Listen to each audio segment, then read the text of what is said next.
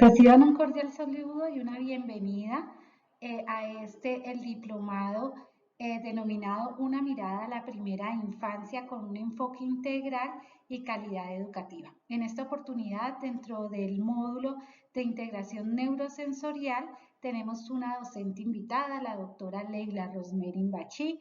Ella es fisioterapeuta y magíster en neurorehabilitación de la Universidad Autónoma de Manizales.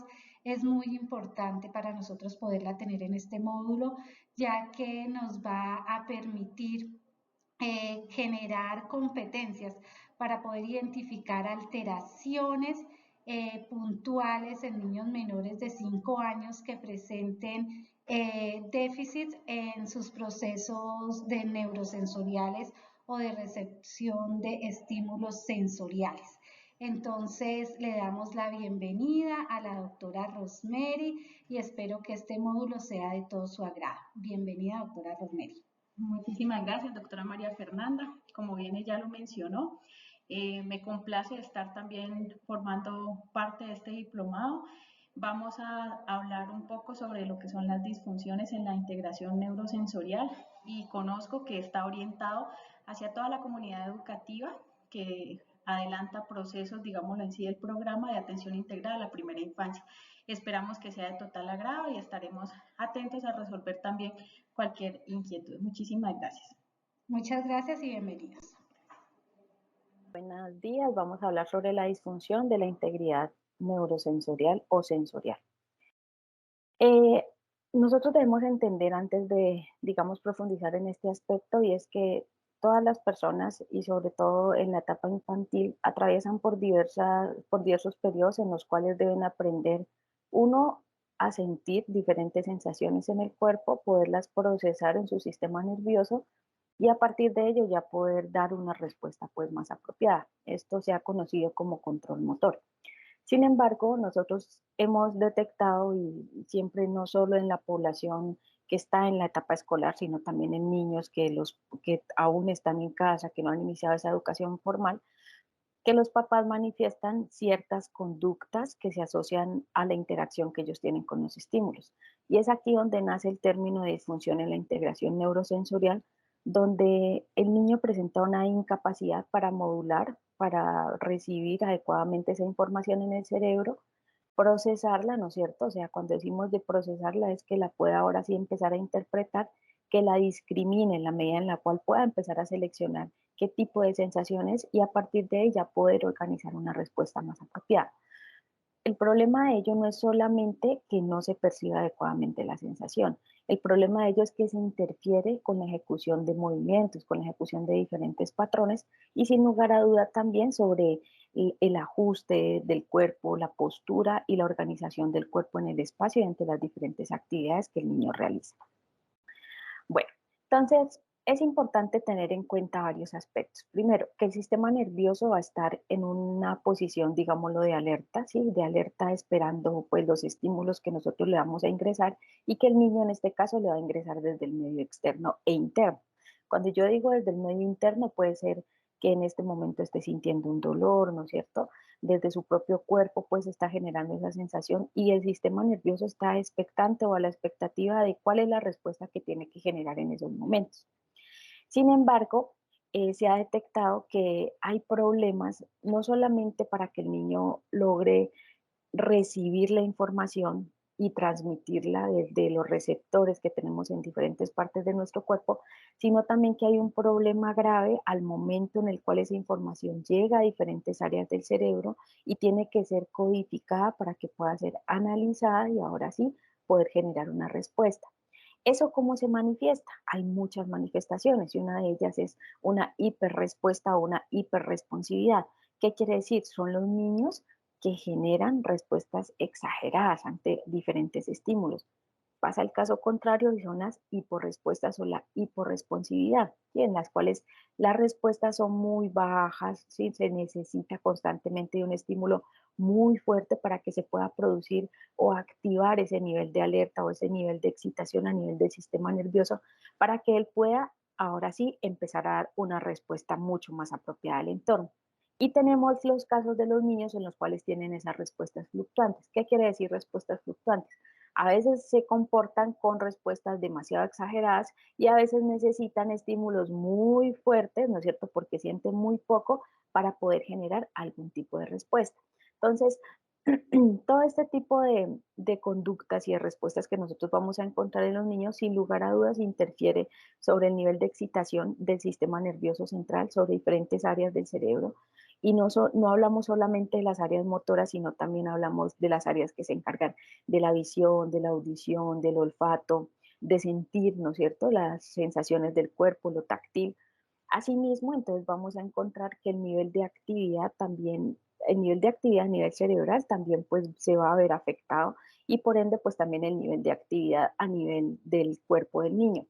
También vamos a ver afectado lo que son las respuestas de adaptación o las respuestas adaptativas. Quiere decir que el niño va a generar respuestas que no son apropiadas al entorno y al estímulo, claro está, y que sin lugar a dudas pues van a afectar el aprendizaje motor de nuevas tareas y de nuevas conductas motoras en el transcurso de su vida y de su primera infancia. De igual manera, estos tipos de respuesta que hemos mencionado no le permiten al sistema nervioso generar una estructura organizacional que más adelante le permitan crear las bases del aprendizaje motor. Y sin lugar a dudas, ¿qué más se va a presentar? Entonces, que el niño va a estar en una constante búsqueda, ¿no es cierto? Va a estar como en ese conflicto entre la búsqueda de las sensaciones y la evasión de las sensaciones, y eso va a generar algún tipo de conflicto también en el sistema nervioso. Tenemos ahora sí la disfunción en la discriminación sensorial y nos hacemos una pregunta, ¿qué es discriminar? Discriminar es seleccionar, poder, digamos, identificar, ¿no es cierto? ¿Qué tipo de estímulo es? ¿Qué característica es? ¿No es cierto? ¿Qué puede generar en mi cuerpo? Entonces, puede haber una disfunción en esa discriminación, ¿sí? Pueda que de pronto la información sí le llegó al sistema nervioso, sí llegó por la ruta que debía haber llegado, pero en el momento en el cual ya se empezó a procesar esa información y se debe hacer una discriminación si el estímulo fue fuerte, si el estímulo fue suave, si fue agradable, si fue desagradable, si me sirve a mí para activar necesariamente diferentes áreas del cerebro para que se pueda emitir una respuesta, ahí va a haber una falla. Entonces, aquí vamos a encontrar varios aspectos. Primero, que el niño pueda tener una defensibilidad a nivel sensorial. ¿Qué es esa defensibilidad a nivel sensorial? Entonces el niño se va a mostrar como que quiere escapar, digamos, de los estímulos y ese escape de los estímulos hace que también a nivel motor él se muestre con movimientos pues que no deberían ser los apropiados. Entonces, para él escapar, ¿qué hace? Huye, se corre, se quita exageradamente, ¿no es cierto? Se mueve con unos movimientos bastante desorganizados o se mueve en un rango de movimiento muy amplio. Asimismo, entonces el niño puede presentar una excitación gradual. ¿Qué quiere decir? Pues que no me va a mostrar de una vez la respuesta que debe mostrarme, sino que poco a poco como que trata de organizarse para poder dar respuesta. O sea que hay lentitud también en el momento en el cual se va a poder entender ese estímulo que yo estoy recibiendo y pues por ende la respuesta no va a ser adecuada. Y asimismo el niño puede mostrar respuestas de tipo emocionales, como cuáles. El niño llora, ¿no es cierto? Hace pataleta, una respuesta emocional es que grita fuertemente, ¿sí? Que se irrita constantemente y eso sin lugar a duda pues interfiere uno con el comportamiento y otro pues con, digamos, la interacción también con otros sujetos, con sus padres y también con sus pares. Entonces, cuando nosotros tenemos, digamos, esta dificultad, va a haber un déficit o un mal registro sensorial.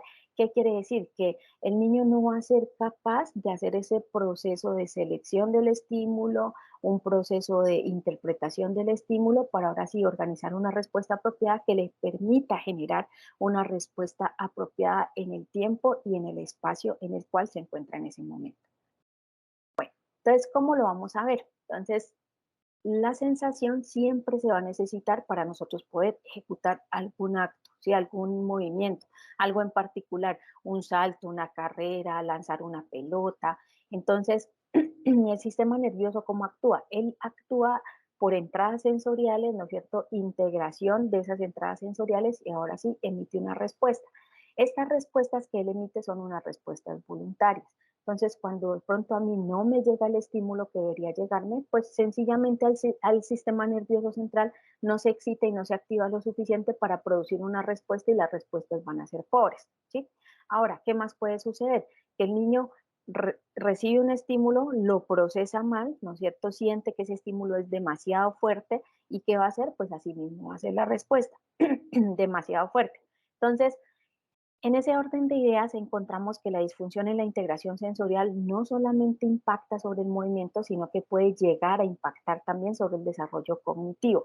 ¿Por qué? Porque para nosotros poder aprender en la etapa infantil y sobre todo en esos 6 primeros años de vida necesitamos recibir muchos estímulos, integrarlos, procesarlos para poder aprender. Entonces, un niño que pueda recibir, digamos, del entorno algo visual, pues el que va a hacer, va a utilizar sus manos también para poder voltear el objeto, ¿no es cierto?, para poder verlo, para poder explorarlo, y eso permite que las áreas anteriores de nuestro cerebro, ¿sí?, toda esta parte acá prefrontal que tenemos, empiece a haber una activación muy diferente a que si el niño simplemente la está viendo, ¿sí? Entonces, cuando él viene y la explora, esos movimientos también que él empieza a asociar dentro de la exploración, permite que se integren otras conexiones nerviosas y permite que empiece también a desarrollarse otro tipo de coordinación, como la coordinación ojo-mano, para que él pueda hacer este tipo de movimiento. Entonces, miren que el proceso en el cual yo puedo empezar a aprender depende, uno, de la experiencia que yo he tenido, ¿no es cierto? Dos, de qué tanto ha sido repetitivo, reiterativo ese nivel de experiencia, y también depende de los estímulos, qué tan suficientes han sido para poder activar ese cerebro. Entonces, si esos estímulos han sido muy fuertes y yo los estoy procesando muy fuertes, pues sí, se excita el cerebro, pero se excita mal. Por el contrario, si esos estímulos son muy suaves, entonces no logran llegar a alumbrar, digamos, de excitación de ciertas áreas del cerebro y pues por ende también se me va a dificultar aprender los aspectos que necesito aprender en ese momento. Entonces, es importante considerar siempre que las fallas en la sensación, las fallas en la integración neurosensorial impactan con el desarrollo sensorial, claro está, el desarrollo motor, el desarrollo postural, ¿no es cierto? Los niños que tienen disfunción en la integridad sensorial se sientan mal, cogen mal el lapicero, son los niños que van a estar mal posicionados desde su pelvis y desde la base que lo soporta, son niños que inclinan el tronco constantemente, que deben utilizar pues como una postura viciosa para poder realizar alguna actividad dentro de la escuela. Y asimismo son los niños que muestran esas dificultades al momento de alimentarse también. Entonces, ya hablamos de que era en lo sensorial, en lo motor, en lo postural y adicionalmente en la cognición. Eso es un punto muy importante que nosotros debemos tener en cuenta. De ahí la importancia que si se detectan problemas tempranamente, se deba hacer la intervención temprana para que se pueda, digamos, disminuir el efecto negativo que puede causar en el desarrollo del cerebro. Bueno, entonces, ya identificando esos aspectos, nosotros ahora sí vamos a partir desde una evaluación. Entonces, en la evaluación uno no es solamente concentrarse en buscar qué es lo malo, ¿no es cierto? ¿Qué es lo malo? ¿Dónde está fallando? ¿Dónde encuentro la dificultad? No. Nosotros debemos partir primero de identificar las habilidades que el niño, que el usuario pueda en ese momento tener, ¿sí? ¿Qué tanto hace? Entonces, ¿qué tanto hace? Es no solamente a nivel motor, entonces uno debe también hacer digamos, una entrevista muy profunda con el familiar, con quien permanezca también con el niño por mucho tiempo, con el cuidador, la niñera, y preguntarle, bueno, ¿qué le gusta, no es cierto? Entonces, si le gusta interactuar con otras personas, si le gusta interactuar con diferentes juguetes, si tiene un juguete preferido, si le gusta que le estén cambiando, por ejemplo, de ambientes, que eso es otro aspecto. Los niños que tienen déficit en la integración sensorial, a veces no les gusta que los cambien de posición, que los cambien de ambiente, que les estén cambiando la ropa, ¿no es cierto? Es que mira, yo encuentro que él llora, se pone muy irritable cuando yo lo voy a bañar y no le gusta que yo lo esté tocando constantemente y no le gusta que yo lo abrace, no le gusta que yo lo esté acariciando. Entonces, miren que desde ahí parte, ¿no es cierto?, el identificar lo malo, pero también lo bueno. Es que listo, no le gusta que de pronto yo lo toque, ¿no es cierto?, que yo lo cargue, que lo mueva de esta manera, pero sí le gusta, ¿sí?, que yo lo lleve al parque y que ahí en el momento en el cual él está, no sé, interactuando dentro de una escalerilla, que yo sí lo pueda sostener desde abajo y yo veo que eso sí le permite a él organizarse y poder realizar bien la tarea.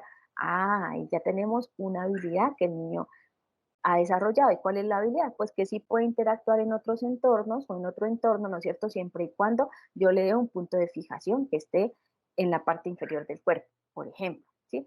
¿Qué otra habilidad? Es que el niño de pronto no le gusta jugar en la arena, tocar esas texturas, pero sí le gustan los juegos en los cuales él tenga que mover el cuerpo, ¿no es cierto? Mover la mano para pegarle a la pelota, para poder encestar, esas tareas sí le gustan. O de pronto no le gusta lo que sea motor grueso, como por ejemplo jugar en un parque, saltar, correr, pero sí le gusta todo lo que sea fino. Entonces, ¿qué es lo que sea fino? Le gustan actividades de ensartar, de encajar, veo que en eso sí se concentra, en eso no llora, en eso no lo desorganiza. Entonces, esas son las habilidades también que nosotros debemos empezar a identificar. ¿Por qué? Porque esas habilidades, la identificación de esas habilidades y también de las limitaciones me permite a mí colocar en un punto de partida mi intervención y poder decir, bueno, si él logra tolerar estos aspectos, lo más probable es que poco a poco, desde esos aspectos, yo me pueda ir acercando, ¿no es cierto? Desde el desarrollo que él ha tenido en lo motor fino, pueda irme acercando al desarrollo de lo motor grueso y lo voy acercando y lo voy, digamos, retando a que ya pueda hacer otro tipo de actividades. Entonces, es importante ese aspecto. Y nosotros también dentro de la evaluación y el reporte que hacemos con los padres, poderles mencionar eso, ¿no es cierto? O sea, es muy positivo para un papá que no solamente me digan, es que él no hace esto, no hace lo otro, en esto tiene dificultad, llora, sino que le digan, mire, partiendo de que él tiene bien este aspecto, vemos que tiene potencialidad para esto, vemos que este aspecto lo tolera, ¿sí? Que eso empieza a ser positivo, por ahí nosotros ya le podemos empezar a explicar qué es de pronto la dificultad o lo negativo que hemos percibido desde la evaluación. Entonces, hay que identificar en segundo lugar las oportunidades que tenga también el niño. Entonces, verificar también dentro del entorno, ¿no es cierto?, qué le puede ofrecer de nuevo ese entorno, poder utilizar los entornos en los cuales el niño interactúa para poder hacer modificaciones graduales también y poder facilitar una mejor adaptación. De igual manera hay que buscar otros entornos y otras estrategias, otras bases de superficie que le puedan dar todo ese enriquecimiento a nivel sensorial que le permita ahora sí ser más partícipe en diferentes actividades. Los niños que por lo general tienen déficit en la integración neurosensorial son niños que dependiendo del nivel, digamos, que de afectación que tengan, les cuesta relacionarse incluso con los niños que están en su mismo hogar y con pares en las instituciones ya educativas cuando ellos ingresan a la educación formal. Odian salir a recreo porque saben que en el recreo se pueden chocar con otro niño, hay mucho ruido, hay mucho bullicio, ¿no es cierto? Entonces el uno corre, el otro salta, el uno se cayó, el otro lloró. Entonces toda esa cantidad de información, como el cerebro no la está procesando adecuadamente, es como si se aturdiera en un momento determinado y entonces son los niños que a veces prefieren estar donde hay menos ruido, son los niños que a veces prefieren quedarse aislados en el salón de clase o si salen a un ambiente que está ruidoso, empiezan a utilizar estrategias protectivas que puedan evitar la llegada de esos estímulos al sistema nervioso. Bueno, es importante entonces también determinar un objetivo de intervención. Entonces, ese objetivo de intervención es diferente para cada niño, es diferente, ¿por qué? Porque la situación sociofamiliar es diferente, ¿no es cierto? Porque el contexto en el cual él interactúa es diferente, porque él permanece mucho más tiempo en un lugar o en un sitio más que en el otro, con estas condiciones y no con las otras. Entonces, es importante que ustedes primero identifiquen en qué edad está, ¿no es cierto? ¿Qué debería estar haciendo también para su nivel de desarrollo y dónde va a interactuar específicamente? Y de acuerdo a ello, pues uno ya va haciendo estrategias de acondicionamiento que puedan permitir también lograr obtener un resultado exitoso en ese objetivo. Es importante que uno documente, registre constantemente cambios que vaya percibiendo y también los cambios relacionados, no solo con la estimulación, o sea, con la percepción de los estímulos, sino también con las posturas, lo que anteriormente mencionábamos. No se sientan bien, se acomodan de esta manera, utiliza siempre la misma posición. Asimismo, vemos que hay conductas repetitivas o reiterativas, ¿no es cierto? Entonces, movimientos involuntarios, por ejemplo, le gusta mucho hacer este tipo de movimiento. Es el niño entonces que al momento en el cual genera interacción con un estímulo visual visual que es muy brillante, entonces que se tapa los ojos, si hay mucho ruido, llega a la casa y sabe que el radio siempre está prendido, entonces apenas entra, inmediatamente genera este tipo de conducta. Entonces, todo eso nosotros debemos ser muy juiciosos realizando una documentación muy detallada porque permite ahora sí empezar a orientar bien una estrategia de intervención. Cuando hablamos también de las conductas de movimiento, hacemos referencia es también el cómo se mueve, ¿no es cierto?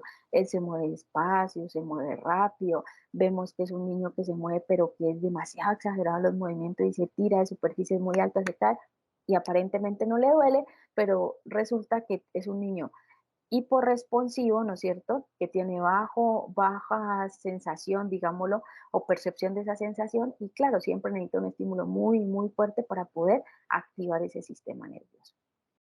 Bueno, entonces vamos ahora sí, después de que hicimos todo ese registro, de que analizamos qué dificultades tiene, qué limitaciones, cuál es el potencial que tiene el niño, entonces vamos a plantear unas hipótesis. Entonces vamos a plantear unos supuestos, ¿no es cierto?, desde todas las áreas, desde todos los sistemas. ¿Para qué? Para que esos supuestos nos permitan ahora sí llegar a entender el por qué el niño se está comportando de esa manera. Entonces, primero, hay que identificar, ¿será que él se sienta así porque se cansa, se fatiga, o será que él se sienta así de mal porque de pronto al cerebro no le está llegando una información suficiente de cómo están ubicadas las diferentes partes de su cuerpo, cómo están posicionadas y por eso él no se logra organizar. Entonces hay que mirarlo, ¿no es cierto?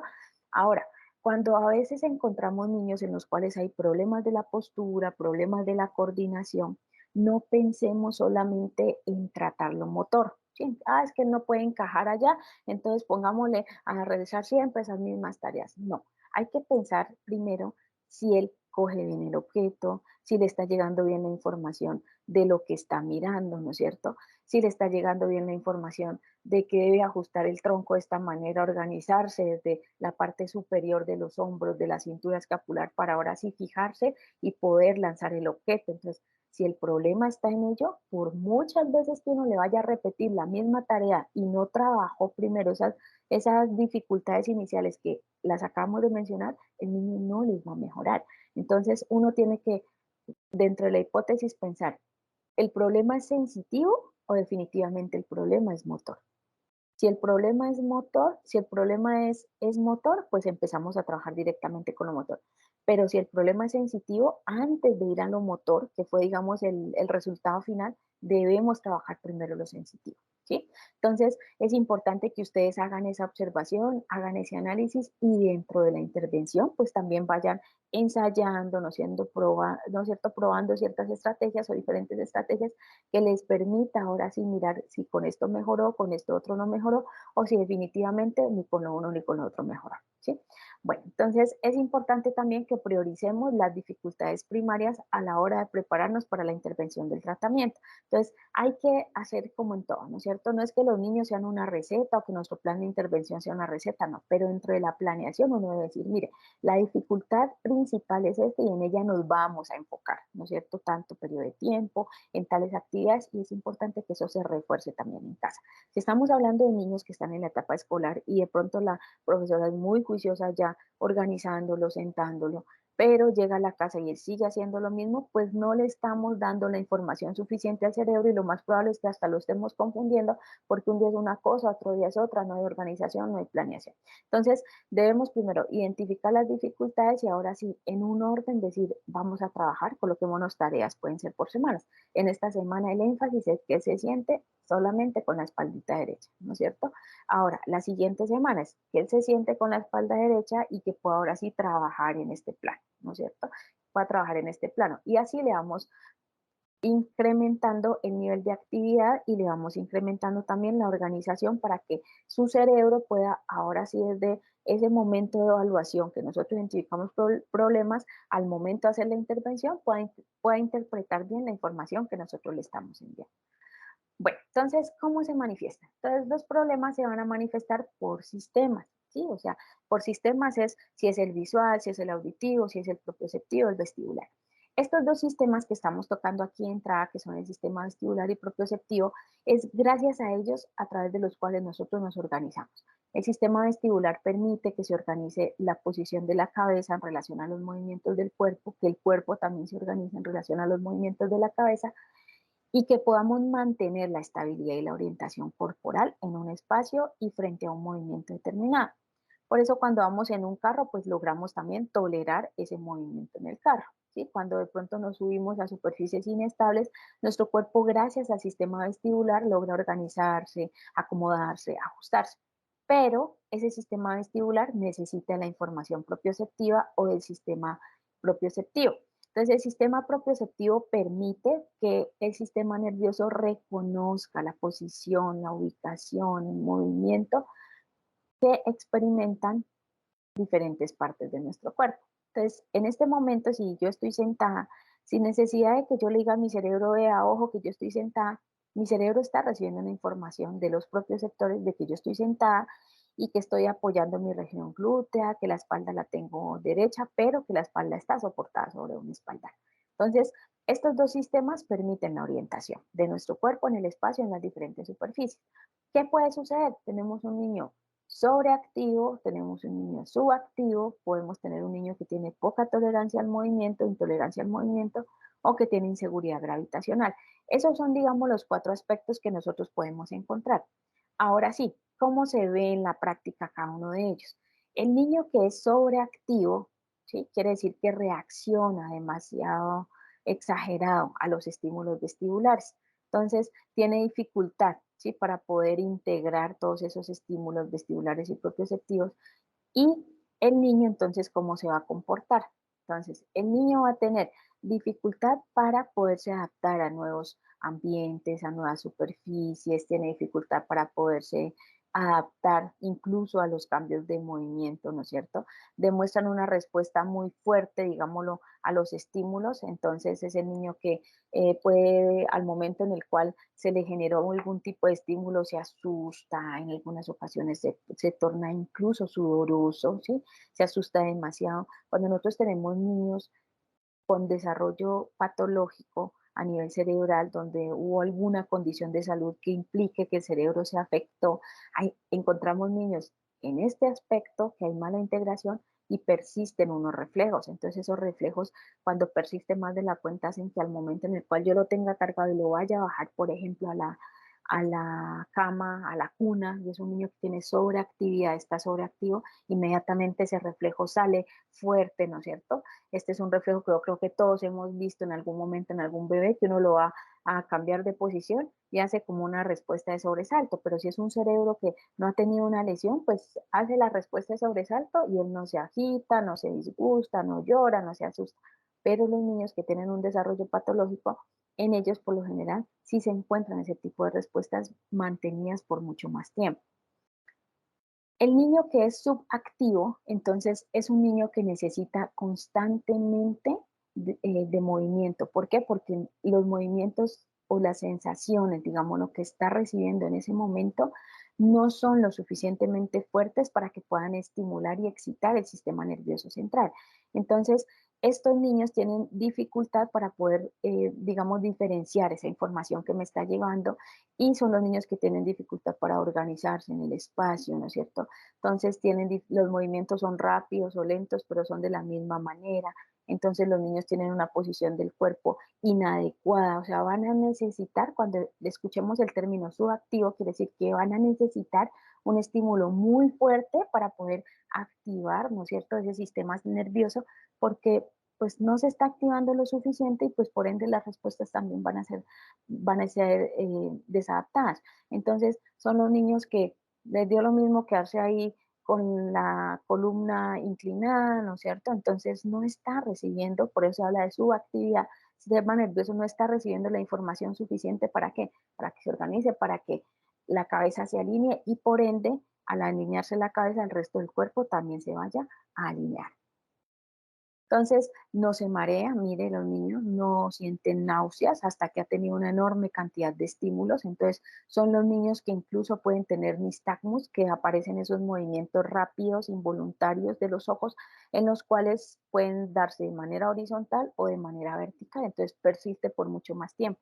De manera fisiológica, o sea, en condiciones normales, sabemos que en el primer año de vida es normal que se puedan presentar cuando el niño, al momento en el cual se está desplazando, por ejemplo, en un carro, se le puede desencadenar ese nistagmus y no es patológico, sí, es normal, porque su sistema todavía está inmaduro, pero forma parte del proceso normal de maduración. Pero acá podemos hablar de un niño de 5, 7, 8, 10 años que ya está presentando nistagmus.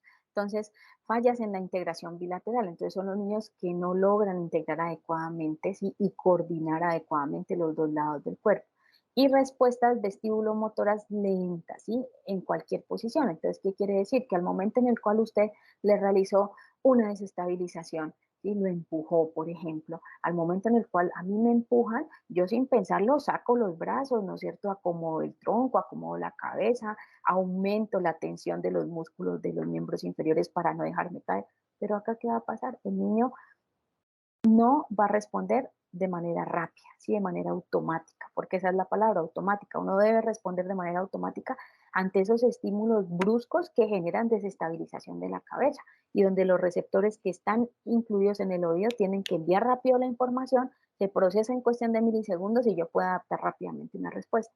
Los niños que son hiporresponsivos no generan esas respuestas de manera automática, sino que son lentas. Entonces es mucho más fácil en ellos, por ejemplo, que se caigan mucho, que se golpeen a repetición, que tengan traumas repetitivos. ¿Por qué? Porque pues no les está llegando bien la información, no la procesan adecuadamente y la respuesta ya se emite de manera tardía pues, cuando ya el niño está en el suelo.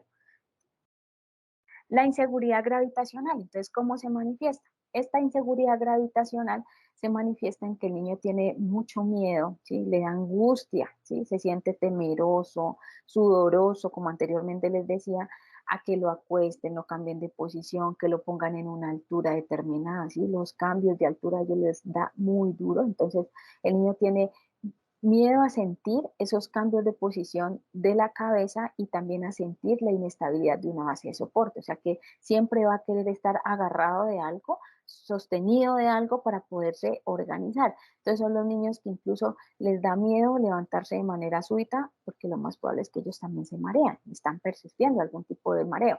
Los niños no les gusta subirse a alturas, ¿no es cierto?, que sean mucho más elevadas o a veces logran subir y ya cuando les toca la bajada, entonces ahí ya les da miedo. Son niños incluso que al momento en el cual van a bajar escaleras se agarran mucho, se cogen mucho porque sienten demasiada inestabilidad y tienen mucha inseguridad. O sea que los juegos en un niño como ellos, los juegos en el parque infantil donde se sube y baja, por ejemplo, ellos no lo van a poder tolerar. Sí, el columpio, entonces, que donde tengan que generar un aumento, ¿no es cierto?, de velocidad, no lo van a poder tolerar.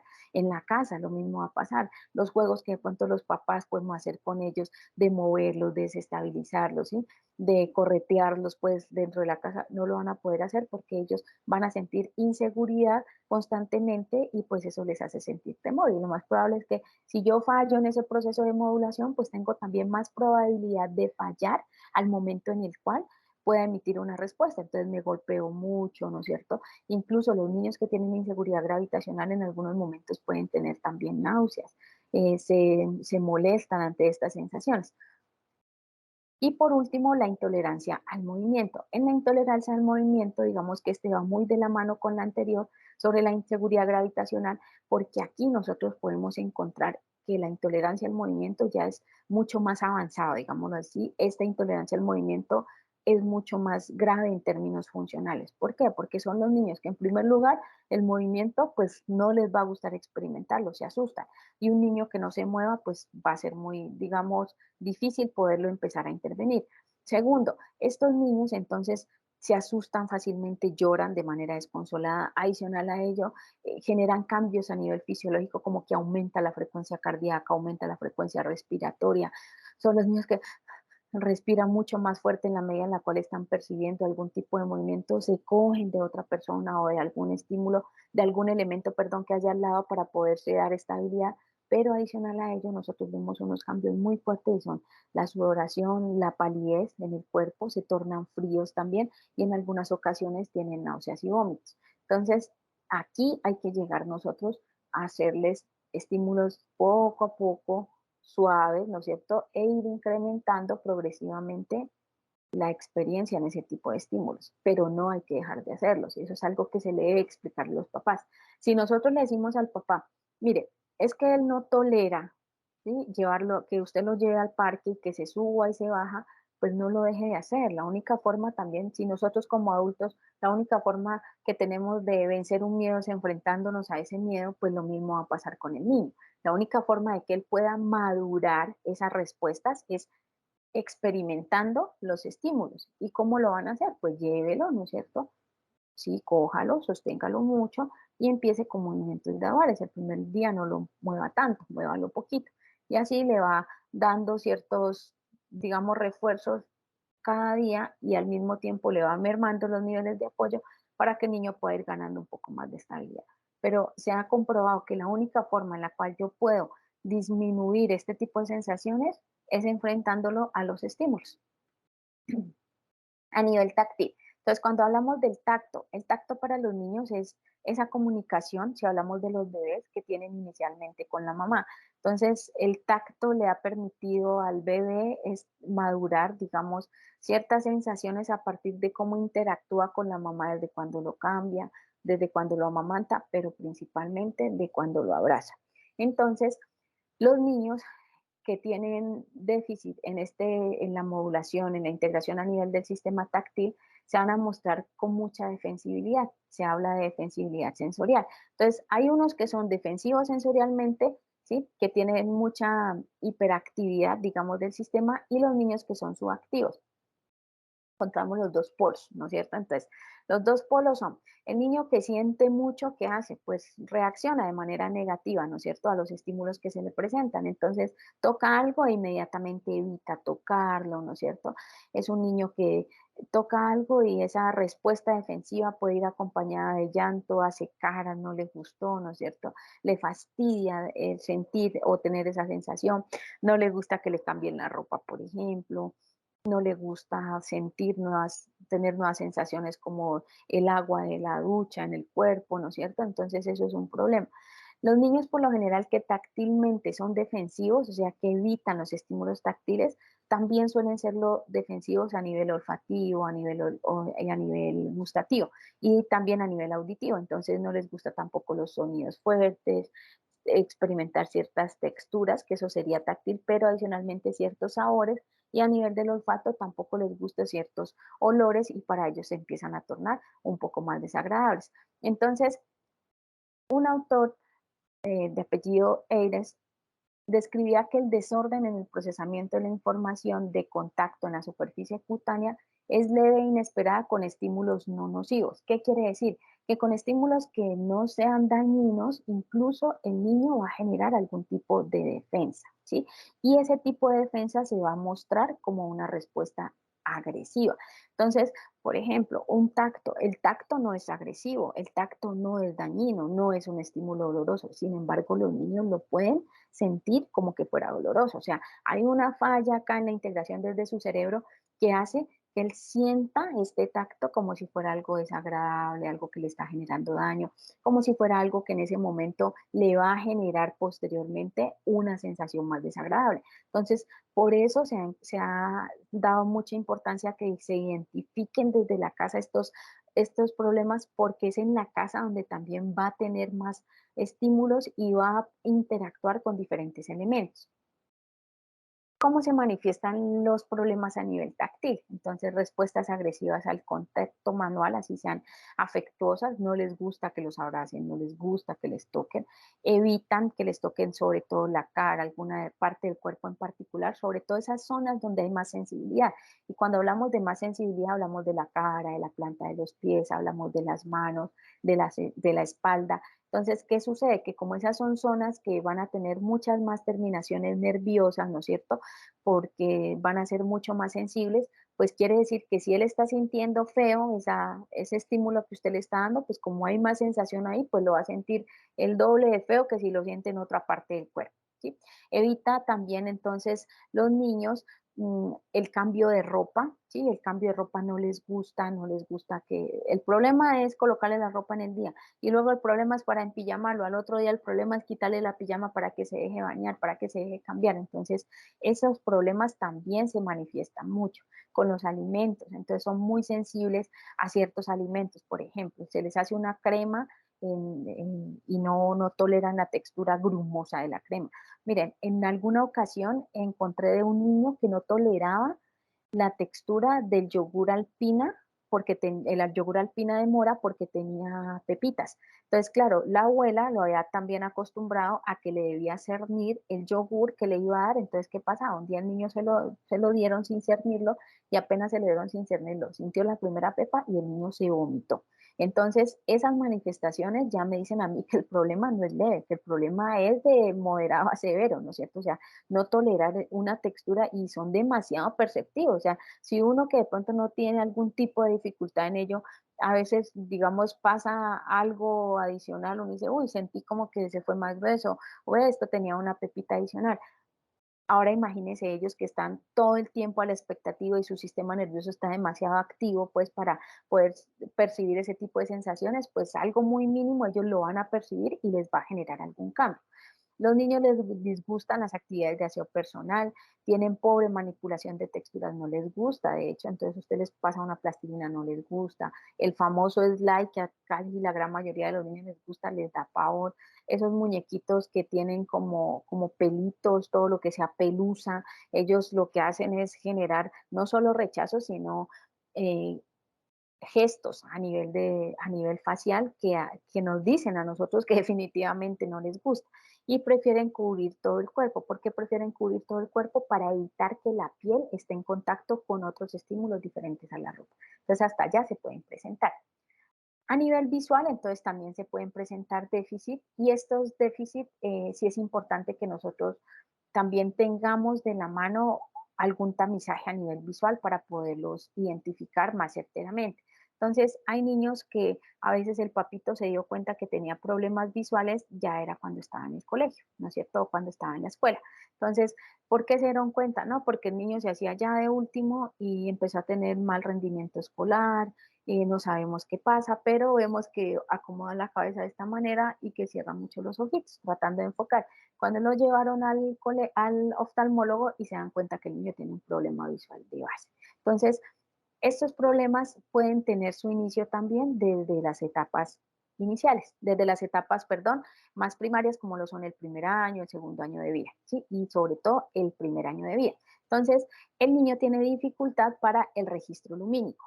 Entonces, no recibe bien la luz, ¿no es cierto? No hace un buen procesamiento de la información visual que le está llegando en ese momento. Entonces, puede haber también alteraciones en la percepción del movimiento, de la forma, de la profundidad de los objetos.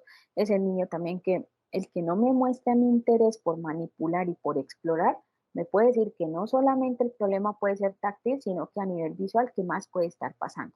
Son los niños que tienen mala coordinación a nivel visomotriz, ¿sí? Son toscos, bruscos todo el tiempo para al momento en que van a hacer ese ejercicio coordinativo de coger un objeto. A veces tienen dismetrías, que son los niños que van a coger el objeto y la mano les llega, pues no les llega al objetivo, sino que les llega un poquito más lejos del objetivo. Tienen dificultad para explorar no solamente el espacio corporal, sino también extracorporal. Entonces, explorar su propio cuerpo, ¿no es cierto? Hacer ese registro a nivel visual y hacer el registro también del ambiente en el cual llega. Un niño que a nivel visual tenga una buena integración, usted lo lleva, puede tener el niño menos de un año. Si hablemos de niños de 6 meses, de un año que ya cognitivamente entienden un poco más, y usted lo lleva a un espacio nuevo y él empieza, ¿no es cierto?, a hacer este registro, a mirar. Si le llega y le habla a una persona que no es conocida para él, que apenas la ve, aparte de mirarle la cara, el niño escanea todo, ¿no es cierto? O sea, él le mira lo que tiene en la cabeza, vuelve y baja, si hay algún color llamativo, pues se fijará y se concentrará ahí, mira a la otra persona que le habla. Entonces, desde ahí nosotros podemos empezar a identificar. Y asimismo los niños más adelante que van a mostrar dificultades en el reconocimiento pues de su esquema corporal propiamente dicho. A nivel auditivo, entonces a nivel auditivo este es un problema que se presenta mucho en los niños que tienen trastornos generalizados del desarrollo tipo autismo. Son los niños que son más defensivos a los estímulos auditivos. Entonces ellos llegan, el ejemplo que les colocaba hace un momento, llegaban a la casa, sabían que el radio todo el día la abuelita lo tenía prendido y apenas llegan se tapan los oídos. Van a un ambiente ruidoso y se tapan los oídos o por lo general también se muestran agresivos. Se distraen ante sonidos de fondo, se angustian cuando hay mucha gente, se excitan demasiado cuando hay mucha gente. Entonces los llevamos a un centro comercial y un domingo por la tarde, que por lo general hay mucha más concurrencia de personas, y son los niños que apenas van entrando, sienten los estímulos muy fuertes y entonces ellos lloran, se angustian, no quieren entrar, usted los entró y ellos entran con los oídos tapados, pero no están tranquilos ahí. Y ya usted lo llevó otra vez, de pronto lo dejó en el carro, se estuvo con él un ratico y el niño se calma. Miren, la otra vez un chiquito estaba en un proceso de rehabilitación y él tenía un tipo de autismo que no era fuerte. Sin embargo, él sí tenía ciertas conductas que hacían que él se aislara socialmente de los otros niños, ¿sí? Y esto genera también aislamiento social. Entonces, el niño, se llegó la época de diciembre, llegaron las novenas y pues en las novenas todos los niños lo esperaban porque era el uno con el tambor, el otro con las maracas, bueno, etc. Y él lo que hacía era irse hacia la parte más lejana del sitio donde estaba llevando a cabo la novena. Cuando yo un día, pues me fui detrás de él y yo le dije, ven, vamos, no toquemos si no quieres tocar, porque yo pensé que de pronto no le gustaba interactuar con pues con los instrumentos musicales. Si no quieres, pero ven, nosotros podemos ir a aplaudir, bueno, podemos hacer esto. Cuando él me dijo llorando, es que tú no entiendes que los ruidos a mí me duelen. Entonces, imagínense su cerebro cómo estaba procesando esa información del estímulo auditivo para percibir que ese sonido a él le generaba algo tan desagradable que de pronto no era un dolor, pero sí era algo muy parecido a una sensación de dolor, y era un niño de 8 años. Entonces, cuando ya él no era usuario mío, le pregunté a la mamá, ven, ¿qué sucede con él en el colegio? Porque la mamita pues tenía, digamos, la posibilidad de estar con él en el colegio, trabajaba y ella me decía, no, mire, los descansos con él son terribles, prefiere quedarse en el salón de clase, las clases de música con él son terribles también, entonces no las tolera, no las aguanta. Entonces, él tenía un problema en la discriminación de sus estímulos allá a nivel cerebral que hacían que se produjera una respuesta inapropiada porque él estaba sintiendo de manera inapropiada los estímulos. Entonces, imagínense lo que pasaba con el tacto hace un momento que les mencionaba.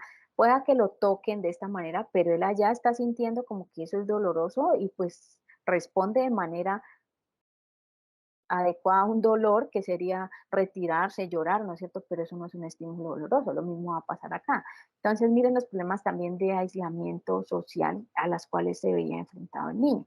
Entonces, era un chiquito que había que empezar a trabajar desde diferentes áreas porque lo cognitivo de él estaba bien, pero era lo sensorial lo que le estaba afectando considerablemente la interacción también con pares.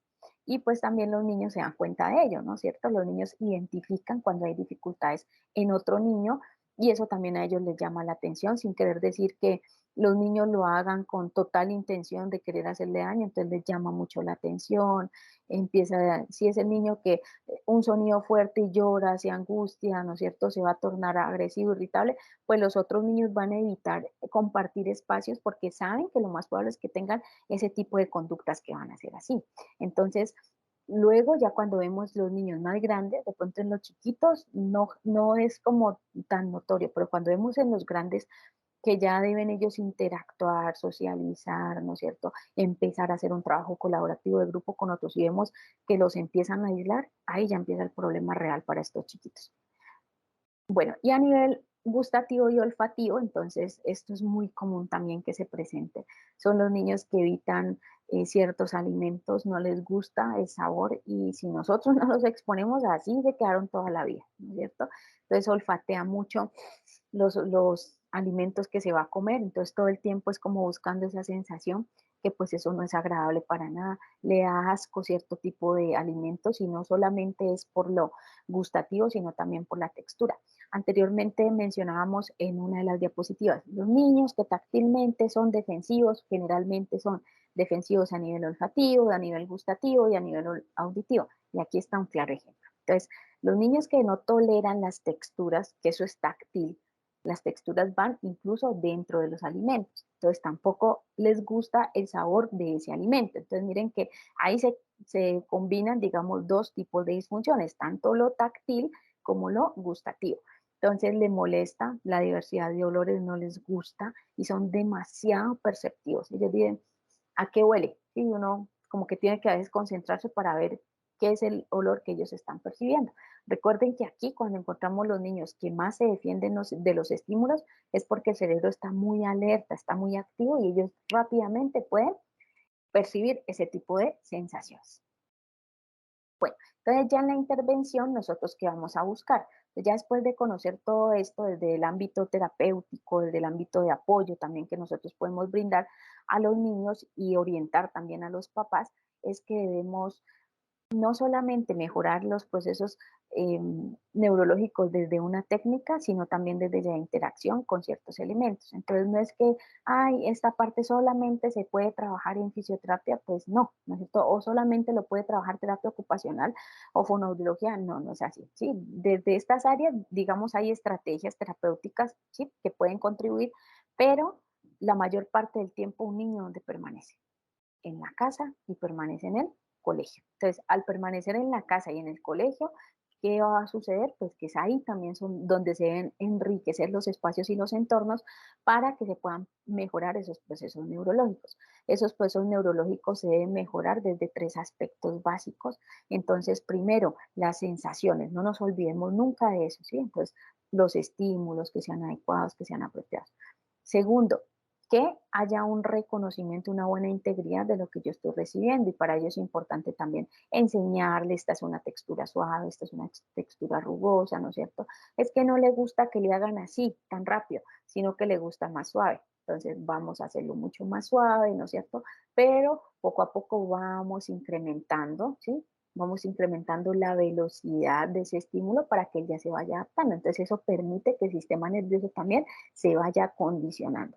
Y tercero, nos vamos a enfocar también en la respuesta que ellos generan. Entonces, si yo veo que es un niño que se muestra irritable, llora, ¿no es cierto?, se angustia, a nivel motriz se mueve mal, pues nosotros no lo vamos a regañar, no le vamos a llamar la atención por eso, pero sí es importante de pronto de ayudarle a modular esas respuestas. ¿Sí? Entonces, no lo quites, no quites la mano de esta manera, ¿no sé? Entonces, retírala suavemente. Si no te gusta esta textura, hoy no la vamos a trabajar, hoy vamos a trabajar esta otra, pero recuerda que mañana la condición es empezar a trabajar esa textura, porque mañana tenemos después de eso un juego muy divertido. Entonces, uno poco a poco también irle buscando como las estrategias para que ellos puedan empezar también desde lo motivacional, empezar a interactuar con los elementos. El paciente, el usuario, perdón, siempre debe ser activo, ¿sí? Activo que debe participar en absolutamente todo. No me sirve a mí que yo simplemente le haga los estímulos como fisioterapeuta, como profesor, como mamá, como papá, bueno, con quien esté con el niño en ese momento, sino que él también se arriesgue a hacer partícipe activo de esos procesos. Entonces, que sea él el que quiera coger algo, que sea él el que quiera experimentarlo. O sea que la parte lúdica aquí es fundamental. O sea, si no hay lúdica, si no hay estrategias divertidas para ellos, si no hay estrategias innovadoras, enriquecedoras, diferentes, diversas cada día, va a ser muy difícil con ellos. La intervención siempre debe ser individualizada. Yo puedo tener 20 niños que tengan una defensibilidad táctil a la misma textura, pero cada niño es diferente porque son 20 cerebros diferentes. Entonces, eso debe estar siempre en nuestro objetivo, que la intervención es individualizada. Las actividades tienen que ser significativas para los niños, ¿sí? Colocar retos dentro de las tareas, colocar de pronto avances, ¿sí? Esto de las caritas felices, de que hoy logramos esto, ¿sí? Hoy tuvimos este avance, felicitarlo. Eso es importante para ellos también porque va generando un proceso de feedback, de retroalimentación positivo que permite que ellos también, a partir de la motivación, puedan empezar a repetir actividades y empiecen también a tener más tolerancia a ese tipo de actividades y proporcionar experiencias sensoriales adecuadas. Entonces, si nos vamos a qué tanta cantidad, no es qué tanta cantidad, no hay una receta de cocina, ¿no es cierto?, en donde nos diga 10 de estos, 20 de estos, 30 de estos, no. O sea, todo es dependiendo de la respuesta que nosotros vamos viendo con los niños. Si definitivamente la respuesta es nula hoy, pues de pronto mañana no es nula, de pronto mañana la respuesta es positiva en un 5%. Pero si yo le doy experiencias sensoriales adecuadas, que no sean tan rápidas ni tan lentas según lo que el niño tenga, que no sean tan bruscas, ¿no es cierto? Que en realidad sí sea o nos ayude a alcanzar ese objetivo que nosotros tenemos, lo más probable es que el niño poco a poco ya va a ir soltando y ya se va arriesgando otro poquito más hacia las diferentes condiciones que nosotros queremos llegar con ellos. Entonces, por último, la adquisición de las habilidades motoras requiere de un conjunto de procesos asociados al contexto. El contexto es enriquecedor, ¿no es cierto? Y el contexto nos da diferentes estímulos. Actividad, cantidad, práctica, experiencia, que lo hablamos hace un momento, motivación, retroalimentación interna, externa, del aprendiz. Y todo esto va a generar cambios a nivel del cerebro y va a generar huellitas en nuestro sistema nervioso que permiten que el niño cada día vaya logrando entender y vaya logrando aceptar ciertos estímulos, integrarlos adecuadamente para que sus respuestas sean muy apropiadas y que a nivel cognitivo pues también le permitan enriquecer todos esos procesos que le permitan ser totalmente activos en los diferentes entornos. Entonces, si ellos logran desde la etapa infantil madurar todos estos procesos y, digamos, recuperarse de aquellas disfunciones, ¿sí? E irlas madurando progresivamente, son niños que ya en la etapa escolar mucho más avanzada en su adolescencia, pues van a tener muchísimos menos problemas. Muchísimas gracias.